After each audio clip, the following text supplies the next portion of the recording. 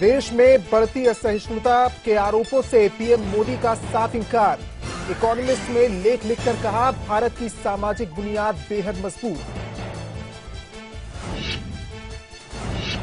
विवाद बढ़ने के बाद मोदी विरोधी अनीश कपूर की जयपुर में जवाहर कला केंद्र से छुट्टी। मोदी सरकार को बताया था हिंदू तालिबान।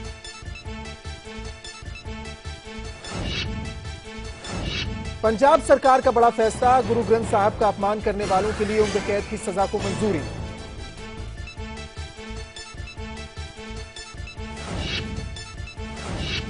भारत के 150 नौजवानों पर आतंकी संगठन की नजर, जिहादी बनाने की फिराक में आईएसआईएस, खुफिया एजेंसियों का अलर्ट।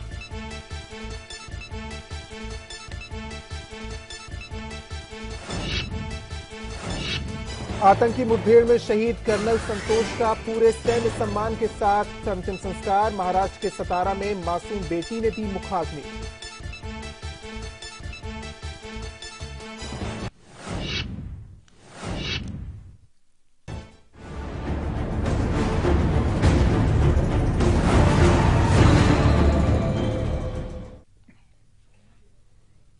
नमस्कार, आप देख रहे हैं लाइव इंडिया। मैं हूं आपके साथ रोशन मिश्रा। आतंकवादी संगठन इस्लामिक स्टेट यानी आईएसआईएस भारत में अपनी जड़ें जमा रहा है। चौंकाने वाली बात यह है कि भारत के करीब 150 मुस्लिम युवा इंटरनेट के जरिए आईएसआईएस में भर्ती होने की फिराक में है। ऐसे में सवाल यह है कि मुसलमान कैसे बचे आईएसआईएस से।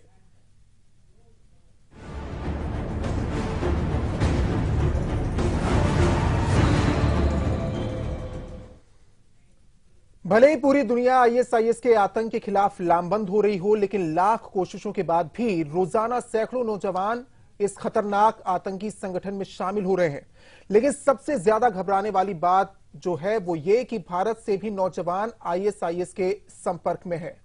गृह मंत्रालय ने अपनी एक रिपोर्ट में कहा कि हिंदुस्तान से करीब 150 नौजवान इंटरनेट और सोशल साइट्स के जरिए आईएसआईएस से जुड़ चुके हैं।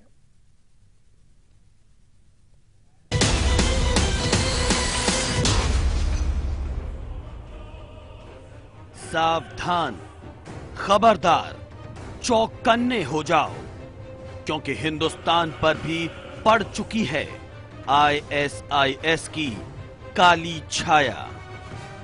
दुनिया का सबसे खौफनाक आतंकी संगठन भारत में जड़ें जमा रहा है। खबर है कि भारत के युवा भी आईएस से इंस्पायर हो रहे हैं। सोशल मीडिया बन रहा आईएस का हथियार। 150 भारतीय कर रहे हैं आईएस को फॉलो।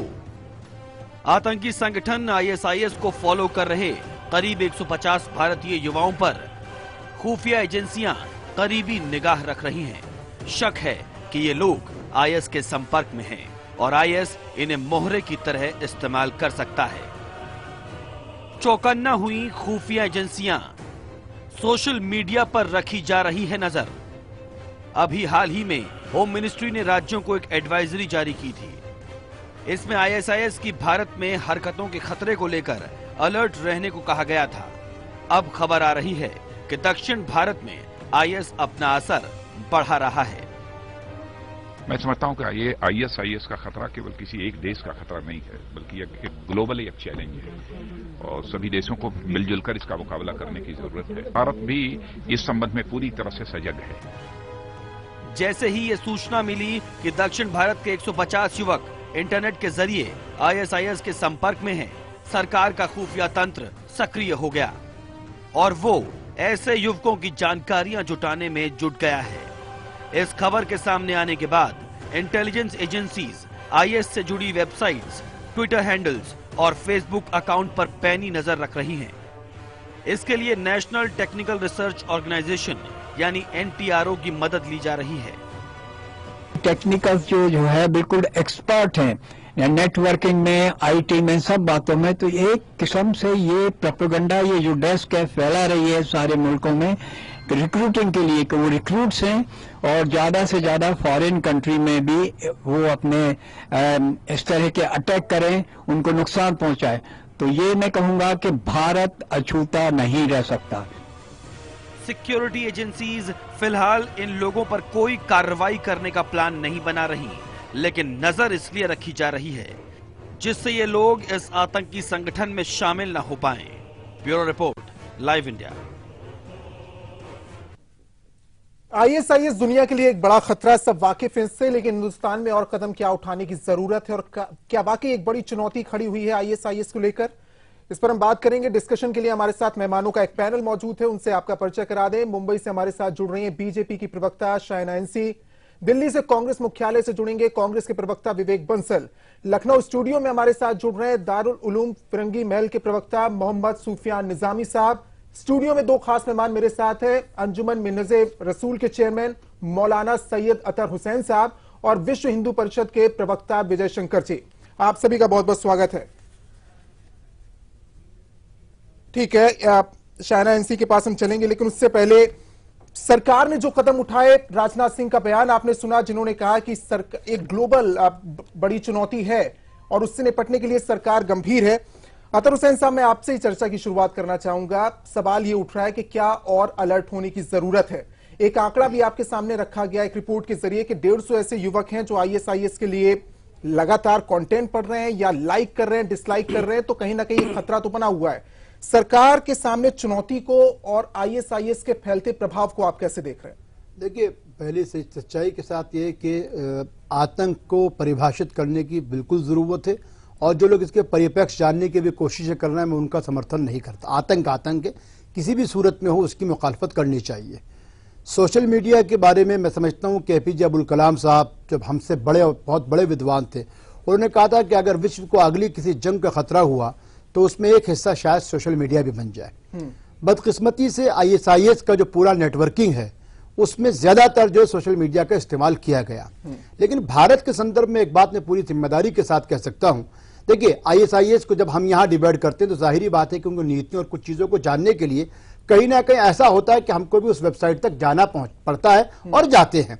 लेकिन अगर कुछ लोग गए हैं, लाइक करते हैं, गलती से कुछ भी सारी चीजें होती हैं, अगर कुछ लोग हैं, सरकार को उनकी निशानदेही करनी चाहिए। और साथ ही में आपके, चूंकि नेशनल चैनल है, दुनिया इसको देख रही है, आपके ताल्लुक से एक बात तमाम तर मदारिस से भी, स्कूलों से भी, आम लोगों से भी, कि वो कम अज कम ऐसे लोग जो इंसानियत और मजहब के, जो मजहब तो नहीं कहूंगा बल्कि मुकम्मल इंसानियत की खिलाफ वर्जियां जो कर रहे हैं, उनकी तरफ जाना भी एक गुनाह है। और एक आखिरी चीज सरकार से कहना चाहूंगा कि अगर हम प्रोनिज्म को रोकने के लिए एक खास स्कीम का, एक खास तरीके की टेक्निक का इस्तेमाल कर सकते हैं, तो हिंदुस्तान में तमाम तरीके की कोई भी दहशतगर्दी से जुड़ी तंजीमें और उनकी वेबसाइट्स हैं, उनको मुकम्मल तौर से बंद करने के लिए सरकार को एक लाहे अमल करना चाहिए और उसका समर्थन हम सबको करना चाहिए। सरकार उसको लेकर गंभीर है और व्यापक संदेश, जो कड़ा संदेश आपने दिया इस मंच के जरिए, बहुत जरूरी है इस तरह का संदेश मिले और एक तरीके से दूर रखा जाए। क्योंकि मेरे पास एक आंकड़ा है जो ये बता रहा है कि 16 से 30 साल के युवक इसके संपर्क में ज्यादा आ रहे हैं, युवाओं की संख्या ज्यादा। और बहुत चौंकाने वाली बात तो यह कि पढ़े लिखे युवा भी इसके संपर्क में आ रहे हैं या इसके बारे में जानने के लिए जिज्ञासु हैं। सुफियान निजामी साहब, मैं आपके पास आऊंगा। एक व्यापक संदेश हमने देखा जंतर मंतर से तमाम धर्मगुरुओं ने देने की कोशिश की ओबामा के उस संदेश के बाद या उस बात के उल्लेख पर कि वाकई और कड़ा संदेश देने की क्या जरूरत है। हम देख रहे हैं तमाम शहरों में इस तरह की बात उभर के सामने आ रही है कि धर्मगुरु सामने आ रहे हैं, लेकिन ये वाकई एक चिंता की बात तो है कि जो पढ़ा लिखा युवा है वो भी इस संपर्क में आ रहा है और वो ज्यादा संपर्क में आ रहा है। 23 युवा हैं जो आईएसआईएस वहां जाकर ज्वाइन कर चुके हैं और उसके अलावा जो युवक लौट कर आए वो भी ये बता रहे हैं कि पढ़े लिखे युवकों की संख्या ज्यादा है। नहीं, देखिए, सबसे पहले तो मैं ये बात अर्ज करना चाहूँगा कि आपने जो सवाल किया कि राष्ट्रपति बराक ओबामा ने जो बात कही है उसके बाद क्या मुसलमानों को ज़रूरत है कि वो उसका खंडन या उसकी निंदा करें, तो मैं नहीं समझता हूं कि मुसलमानों को अपना जस्टिफिकेशन राष्ट्रपति ओबामा के बाद देने की जरूरत है, क्योंकि मुसलमान अव्वल रोज ही से आईएसआईएस के खिलाफ रहा है। और मैं समझता हूं कि जब आईएसआईएस ने अपने कदम सीरिया और इराक में जमाए थे उसके 40 दिन बाद ही एक कंडमनेशन आया था और स्टेटमेंट आया था कुछ उलमाए कराम का, और फिर हमारे हिंदुस्तान के अंदर 1001 उलमा, फिर हमारे यहाँ दारुल उलूम फिरंगी महल से भी इससे मुताल्लिक फतवा जारी हो चुका है। तो पूरे हिंदुस्तान के उलमा एक सुर में आईएसआईएस की मुखालिफत कर रहे हैं। उसके बाद कोई सूरत नहीं बचती है कि मुसलमानों के अंदर इसके कहीं से भी कोई गुंजाइश बाकी रहे। लेकिन दूसरा मसला यह है कि जो अभी आपने उठाया कि अगर हिंदुस्तान का मुसलमान, जो आपने आंकड़े पेश किए कि 15 से तकरीबन 150 या ऐसे कुछ आपने तादाद बताई है, जो तादाद जा रही है या वो सर्च कर रही है, तो मैं देखिए ये अर्ज करना चाहूंगा कि हमारी जिम्मेदारी ये है कि हम जो हमारे नौजवान भटके हुए हैं या कम से कम ISIS को इस्लाम का तर्जुमान समझ रहे हैं, ये हमारी जिम्मेदारी है कि हम उनको समझाने की कोशिश करें कि देखिए भाई, ISIS से और इस्लाम से दूर दूर तक का कोई रिश्ता और नाता नहीं है। इस्लाम वो है जो हमारे आका आखिरी प्रॉफिट मोहम्मद सल्लल्लाहु अलैहि वसल्लम ने फरमाया है, और अल्लाह के रसूल ने यह फरमाया है कि जो शख्स रहम नहीं करता है उस पर रहम नहीं किया जाता है।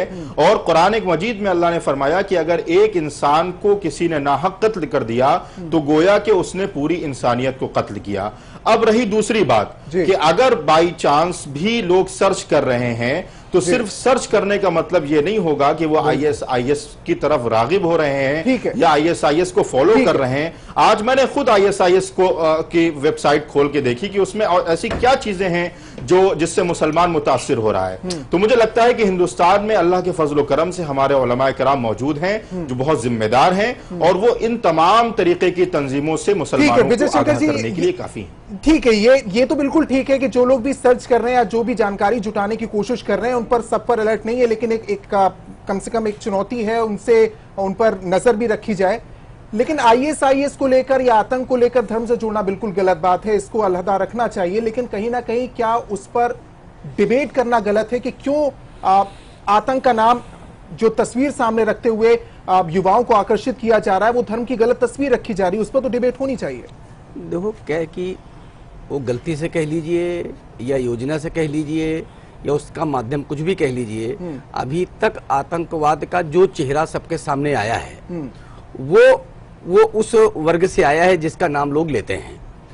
अभी ISIS की बात हम कर रहे हैं कि उसको रोका कैसे जाए। मुझे एक तर्क समझ में आ रहा था कि वास्तव में ऐसे नवयुवकों को रोकने के मुकम्मल उपाय सरकार के द्वारा कितना हो सकता है, इस पर प्रश्नवाचक चिन्ह लग सकता है। लेकिन जहां वो वर्ग रह रहा है, जहां नवयुवक रह रहा है, उसके घर वाले लोग, उनके घर वालों को जब कोई ऐसा करता है तो उसके व्यवहार में परिवर्तन आना शुरू हो जाता है।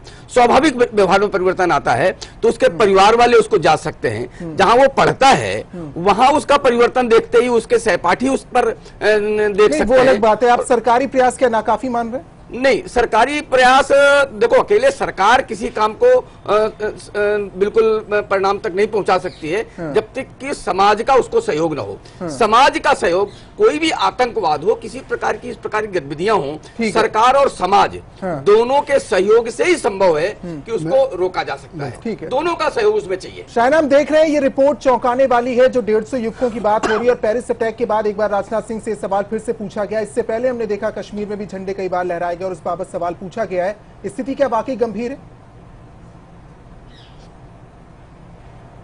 देखिए, सबसे पहले तो मैं दो चीज कहना चाहती हूँ कि आतंक को कोई मजहब से जोड़ना हमारे हिसाब से और भारतीय जनता पार्टी के हिसाब से बिल्कुल गलत है। ये कहते हुए प्रधानमंत्री के बयान को मैं आपको आकर्षित करना चाहती हूँ उस दृष्टि में कि उन्होंने कहा कि भारत के मुसलमान को अपनी वफादारी साबित करने की आवश्यकता नहीं है। हम उनका स्वागत करते हैं। हम उनकी जो एक पेट्रियोटिज्म है और राष्ट्र गर्व का जो मुद्दा है उनके प्रति भी हम सम्मान करते हैं, और उनको कोई जस्टिफिकेशन देने की आवश्यकता नहीं है कि वो भारत के पक्ष में है या नहीं, क्योंकि हम मानते हैं कि वो भारतीय नागरिक है। वो रही बात एक तरफ। लेकिन आज जो वातावरण बना है और खास तौर से पेरिस के अटैक्स के बाद एक बहुत ही इंटरेस्टिंग रिपोर्ट में पढ़ रही थी जहां से मैं 2-3 वाक्य आपके सामने पेश करना चाहती हूँ। कहते हैं कि Japan has refused Muslims to permanently live in their country, own any कोई मुसलमान टूरिस्ट आता है और इस्लाम के बारे में कोई प्रोपेगेंडा करना चाहते हैं या आतंक से कोई मुद्दा उठता है तो तुरंत उनको डिपोर्ट किया जाता है।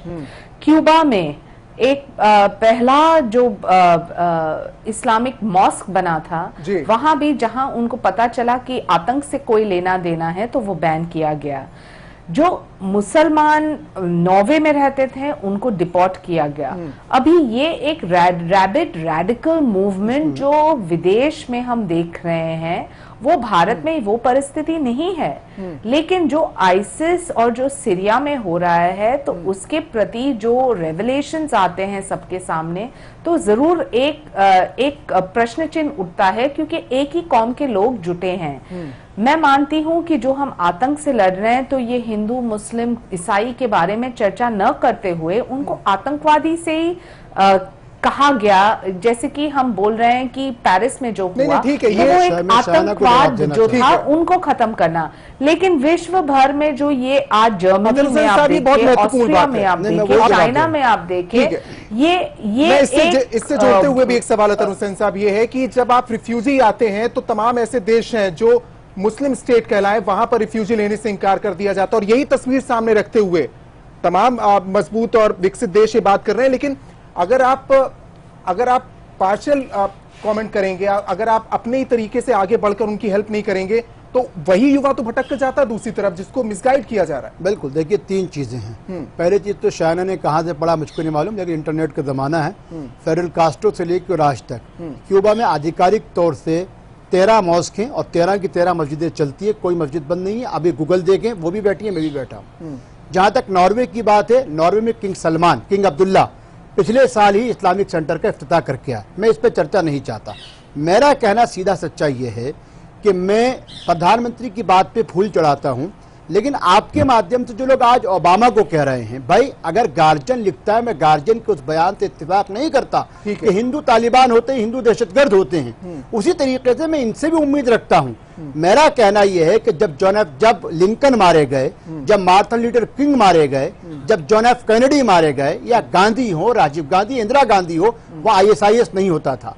उस जमाने में इस्लामिक आतंकवाद नहीं था। हम पे 2 जमाने आए भारत के मुसलमानों के ऊपर, एक 92 था, एक 2002 था। उस मौके पे भी हमने सख्ती के साथ का इस मुल्क के कानून के मुताबिक ही हम बात करेंगे।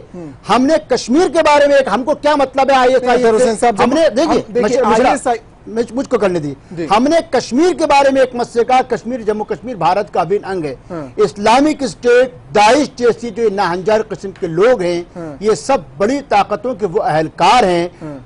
मैं कल से एक बात कह रहा हूं, फिर आपके चैनल से कह रहा हूं, जिस अमेरिका को ये मालूम है सद्दाम किस गढ़े में है, जिस अमेरिका को मालूम है कि अब्बास ओसामा कहां है, उसको क्यों नहीं मालूम कि बगदादी कहां है, क्यों नहीं खत्म कर दिया? लेकिन इसको यहां साफ करने की जरूरत है कि भारतीय मुसलमानों को ISIS के प्रभाव की सिर्फ बात नहीं हो रही है, बात समझनी जरूरी है कि हम ग्लोबल बात कर रहे हैं। ISIS दुनिया के लिए खतरा है। बिल्कुल, ISIS के आतंकी जाल में क्यों और कैसे फंस जाते हैं अच्छे दिनों का स्वप्न देखने वाले नौजवान, इसे जानने के लिए नौजवानों की मन की बातों और स्वप्नों को समझना होगा, जिसकी वजह से वो ये फंसते हैं। मन की इस जद्दोजहद को सलमान मोइनुद्दीन और नफसा जमीन की कहानी अच्छी तरह समझा सकती है, जिन्हें हाल के दिनों में गिरफ्तार किया गया, जो ISIS में शामिल होने के लिए देश के बाहर सीरिया और UAE जा चुके थे। ये 2 लोगों की कहानी हम आपको दिखा रहे हैं, जिसमें किस तरीके से वो संपर्क में आए। ISIS से कनेक्शन के आरोप में गिरफ्तार 4 भारतीयों में 38 साल की एक अफशा जबीन थे। उसे UAE से प्रत्यर्पित कराने के बाद सितंबर 2015 में गिरफ्तार किया गया था। इस्लामिक स्टेट की कट्टर समर्थक अफशा का मानना है कि एक न एक दिन पूरी दुनिया का एक खलीफा होगा। अफशा IS से कनेक्शन रखने के आरोप में गिरफ्तार की गई इकलौती भारतीय महिला है। सलमान मोइनुद्दीन एक इंजीनियर था। अमेरिका में वीजा एक्सटेंड नहीं होने के चलते उसे हैदराबाद लौटना पड़ा। दोनों ने मिलकर इंटरनेट के जरिए कई लोगों को ISIS के पक्ष में किया, और यह आंकड़ा बहुत चौंकाने वाला है। इस आतंकी संगठन की ऑनलाइन भर्तियां हुई। सुफियान निजामी साहब, मैं आपके पास आऊंगा। ये आंकड़ा हमने इसलिए दिखाया और उनमें जो एक प्रोफाइल आपके सामने रखी गई कि वो लोग कनेक्ट हुए हैं जो पढ़े लिखे थे, बाहर अच्छी नौकरी कर रहे थे और उस भ्रम में आए। उसके लिए एक जरिया बना इंटरनेट। आप रोकेंगे कैसे? इंटरनेट एक बड़ा प्लेटफॉर्म है, लोग एक दूसरे से जुड़ते हैं, एक दूसरे की विचारधारा से प्रभावित हो सकते हैं और इससे आगे जा सकते हैं। उनको रोका कैसे जा सकता है? हेलो निजामी साहब। जी जी नहीं, देखिए, अगर आप मेरे ख्याल से ग्लोबल इस एक पैनल पे बात हो रही है, तो हम इस चीज़ को मद्देनज़र रखें कि पूरे हिंदुस्तान में जितनी मुस्लिम आबादी है, वो जो आपकी पूरी दुनिया की मुस्लिम आबादी है उससे भी मेरे ख्याल से ज़्यादा है। तो ऐसी सूरत में जहाँ पर पूरी दुनिया का मुसलमान एक तरफ है और वो कसीर तादाद में, यानी 50,000 की तादाद में, इससे ज़्यादा तादाद में जो ISIS में शरीक हो रहा है, उसके अलावा जो हिंदुस्तान में हमारे जो आबादी है वो बहुत ज्यादा मुसलमानों की है। इसमें अगर कुछ परसेंटेज आपके आंकड़ों के हिसाब से अगर उसमें जा रहा है, तो इस हिसाब से मैं समझता हूं कि हमारे उलमाए किराम और जो जिम्मेदार हैं, हमारे उसके धर्म के जो जिम्मेदार हैं, जिनके हाथ में हमारी शरीयत और इसको आगे ले जाने की बागडोर है, वो तो कामयाब हैं। लेकिन दूसरी पहलू से अगर आप बात करें कि इसको और बेहतर तरीके से किस तरह रोका जाए, तो हम यकीनी तौर पर इस पर कोशिश कर रहे हैं, जुमे के खुतबों के जरिए से, फतावों के जरिए से, एहतिजाज के जरिए से। अब जाहिर है कि बड़ा मर्ज है तो उसका इलाज होने में भी कुछ वक्त मैं आपको लाना चाहूंगा चर्चा में। आप 50,000 का आंकड़ा पूरे देश में देखेंगे तो हो सकता है कम नजर आए, आपको 50 का संख्या भी बहुत कम नजर आए, लेकिन प्रभाव देखिए आपके कैसे संपर्क में आ रहे हैं। आपको जड़ में जाना होगा। अगर हम ये समझ रहे हैं और सवाल उठा रहे हैं कि मुसलमानों को कैसे रोका जाए, खासतौर से नवयुवकों को, इंटरनेट उनके जद्दोजहद संपर्क में है और उसके जरिए अगर वो पहुंच रहे हैं तो आप उस पर बैन नहीं लगा देंगे। आप 50 युवकों पर नजर रख रहे हैं जो कंटेंट पढ़ रहे हैं, उसमें 10-12 आगे बढ़ जाए, अति सक्रिय हो जाए, आप कैसे पहचान करेंगे? देखो, मैंने आपको पहले ही कहा कि जिस जमीन पर इस प्रकार के नवयुवक खड़े हो रहे हैं, हाँ। उनकी पहचान करने के लिए शासन, समाज दोनों की आवश्यकता पड़ेगी। ठीक है। और एक तथ्य और है कि ऐसे माहौल, मतलब जिस माहौल में वो रहते हैं, सारे आतंकवादी तो नहीं बनते हैं, लेकिन जो आतंकवादी बनते हैं उसमें से बहुत बड़ा जो श्रेय होता है ऐसे लोगों का होता है जो आतंकवादियों को जब सजा होती है और सुप्रीम कोर्ट के बीच में आते हैं, वो लोग भी कहीं ना कहीं उनको इंस्पायर करते हैं, उनको सोचने के लिए इंस्पायर करते हैं। उनमें वो मार्कंडेय काटजू हो या कोई और हो। मुझे लगता है कि ऐसे लोग जो इस ऐसे आतंकवाद का पक्ष लेकर भारत में खड़े हो जाते हैं, उनके पीछे भी चलने की आवश्यकता है, उनको देखने की जरूरत है। और तब नवयुवक, परिवार, समाज जहां वो काम करते हैं, वहां ऐसे सारे संस्थान, हर व्यक्ति पर, मतलब उसमें कोई भी होता है, तो बहुत सहजता के साथ वो आतंकवादी जो बनने की फिराक में है नवयुवक, उसको पकड़ सकते हैं, समझा सकते हैं। देखिए, ये सियासत को आप उसी जगह लाकर खड़ा कर देते हैं। आपसे नवयुवकों की बात नहीं हो रही, मैं उस पर शायना के पास जाऊंगा, लेकिन आप अतर हुसैन साहब, इस्लाम का पाठ पढ़ाकर इनको मोटिवेट किया जा रहा है, उसमें क्या पाठ पढ़ाया जाता है? आप तो जा रहे होंगे ना जड़ में, वजह क्या है? दो खराबियां हैं। हाँ। पहले तो कॉन्सेप्ट खलीफा समझना है। खलीफा के लिए कुरान ने कहा इन्नी जाइलुन फिल अर्दी खलीफा, हमने इस धरती सृष्टि पे, हमने इंसान को, मानव को अपना नाइब, अपना खलीफा बनाया ताकि इस पूरी प्रकृति की वो हिफाजत करे और यहाँ पे रहने वाले हर व्यक्ति, हर मनुष्य और हर जितनी भी छोटी छोटी चीजें हैं उन सबकी खलीफा का कॉन्सेप्ट ये। दूसरी चीज, इस्लाम ने युद्ध जैसी जगह पे भी औरत और बच्चों के दाखिले पर प्रतिबंध लगाया। नहीं, आपने कह दिया, ये तो तमाम धर्मगुरु कह रहे हैं। मेरे आपसे अब तीसरी चीज सुनिए ना। नहीं, मोटिवेट कैसे हो रहे हैं? क्या जड़ में है ऐसा? देखिए, मोटिवेशन की बात ये है, शायना यहाँ बैठी हुई हैं, उन्होंने क्यूबा और नॉर्वे पे तो बहुत चर्चा कर ली और बहुत रिसर्च कर ली। मैं उनसे पूछना चाहता हूँ, बंगाल से लेके और आंध्र प्रदेश तक एक पूरा एरिया जो है जिसमें MA-MHA की 2014 की रिपोर्ट के मुताबिक तकरीबन 3.5 लाख से ज्यादा बच्चे, जिनकी उम्र जो है मतलब सब मिला के 12 साल से लेकर और 20 और 44 औरतें भी जो नेक्सलाइट मोमेंट्स हैं, उनको कौन सा धर्म प्रभावित करता है? कहीं ना कहीं मोटिवेशन जो होता है, आप कह रहे हैं भुखमरी है, ज्यादती है। नहीं, ISIS के साथ भूखमरी नहीं है। हाँ। ये तो वो विचारधारा है जो एक जमाने में कभी उसामा को चलाती थी, हाँ। कभी तालिबान को चला। इसीलिए तो आज ओबामा कहते हैं अच्छे तालिबान, बुरे तालिबान। ठीक है। चाइना कहता है हमको कॉरिडोर की हिफाजत के लिए तालिबान चाहिए। दिल्ली साहब, आपको निकल के आना पड़ेगा इस काम के लिए, आप लोगों को ही सामने खड़े होना पड़ेगा। तिवारी साहब, आपको, शायना को, मिश्रा को, सुफियान साहब, ठीक है, बिल्कुल सही कहा आपने, पूरे देश को एकजुट होना पड़ेगा। आतंकवाद की इस दिशा को गुंठित नहीं करना। ठीक है, मैं आ रहा हूँ। वो विकृत मानसिकता है, उसको आप किसी तरीके से धर्म से जोड़कर नहीं देख सकते। लेकिन शायना सवाल उठता है, आप धर्म से जोड़कर ना देखें, धर्मगुरु कह रहे हैं, राजनेता अलग अलग तरीके से कहते हैं, लेकिन जिम्मेदार पद पर बैठे हुए लोग इस तरह के बयान देते हैं जिसमें एक्शन रिएक्शन की बात होती है। सियासत कौन कर रहा है इस पर, और ये जानते हुए कि इसका कितना बड़ा नुकसान हो सकता है देश को? देखिए, सबसे पहले तो हम कोई सियासत नहीं कर रहे हैं और हमारा मानना ये है कि आतंक का कोई रंग नहीं होता है, कोई मजहब नहीं होता है। और हमारे प्रधानमंत्री ने ये भी कहा है, प्रधानमंत्री ने यहाँ तक कहा है कि हर एक भारतीय नागरिक जो मुसलमान है, शायना आपका बयान स्वागत योग्य है। माफ कीजिएगा, मैं बीच में आपको रोक रहा हूँ, आपका बयान स्वागत योग्य है, लेकिन मुद्दा ये है कि आज विश्व भर में जो, देखिए, आप मुझे एक बार मौका तो दीजिए कि मेरा पॉइंट मैं एस्टैब्लिश कर सकूं। विश्व भर में आज माहौल क्या बना है? चाइना में आप लीजिए 22,000 लोग को डिपोर्ट किया गया। आप देखें कि भारत नॉर्वे की में हो परिप्रेक्ष्य या बात जर्मनी कीजिए में ना। हो, वो एक मिनट आप सिर्फ मुझे एक मौका दीजिए कि मैं पूरे परिप्रेक्ष्य में मेरा एक पॉइंट दूं, बात रखूं। जो हुआ है आज पेरिस में या कहीं और, तो वो डायरेक्ट लिंक जो ISIS सीरिया हो या जहां भी हो, ये एक वातावरण बन रहा है विश्व में।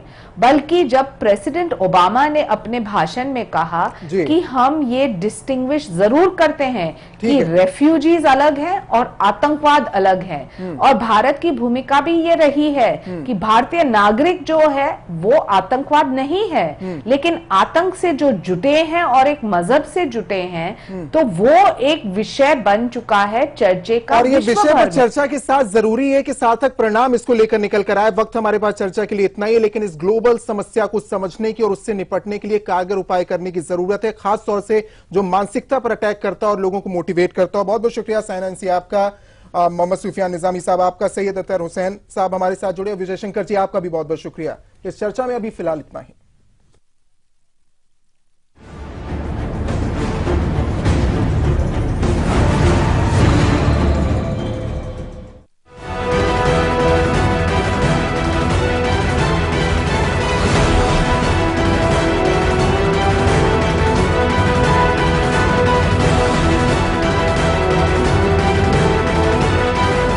यूपी में अकाल, सैफई माला माल, देखिए आज शाम 6 बजे।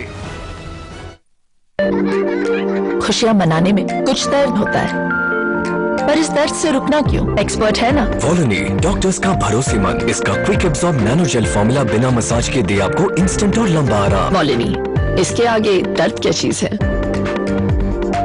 अब दर्द से जीत सिर्फ 10 रुपए में। हमारे इंडियन वैल्यूज, क्या बात है, पैर लो। कोई हमें इंटरप्ट करे कोई प्रॉब्लम नहीं।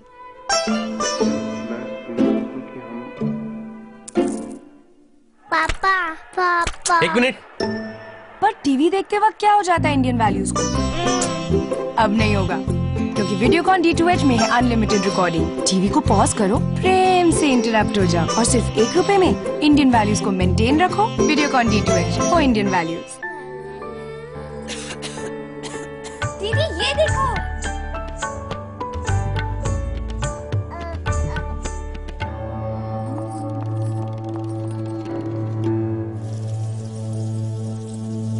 H1N1 फ्लू को फैलने से रोका जा सकता है खांसी और छींक के बाद, और बच्चे को छूने से पहले अपने हाथों को साबुन से धोकर H1N1 फ्लू को फैलने से रोक सकते हैं। इन्फेक्शन रोको, बनो हीरो।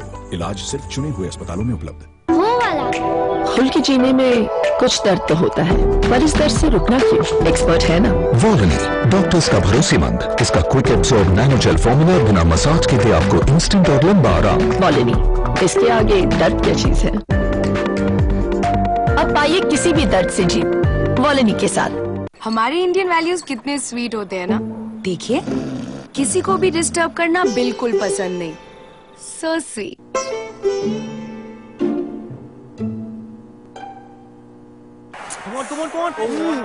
पर टीवी देखते वक्त क्या हो जाता है इंडियन वैल्यूज को? अब नहीं होगा, क्योंकि वीडियोकॉन D2H है हेडफोन्स के साथ। किसी को डिस्टर्ब मत करो और इंडियन वैल्यूज को मेंटेन रखो। Videocon D2H for Indian values.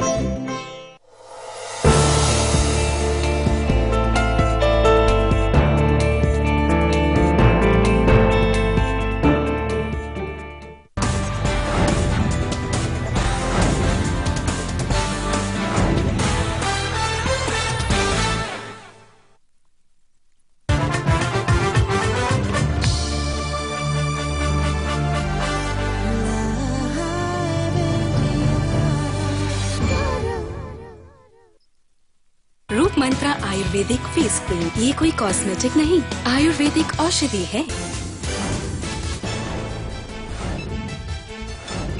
Indira जयंती पर राहुल गांधी का पीएम मोदी पर सबसे बड़ा हमला। कहा 56 इंच की छाती से डरता नहीं, मोदी की हर झूठ का करूंगा पर्दाफाश। चमचा कहने पर भड़के स्वामी, राहुल को बताया 3rd क्लास। घटिया बातें करना गांधी परिवार की पुरानी आदत।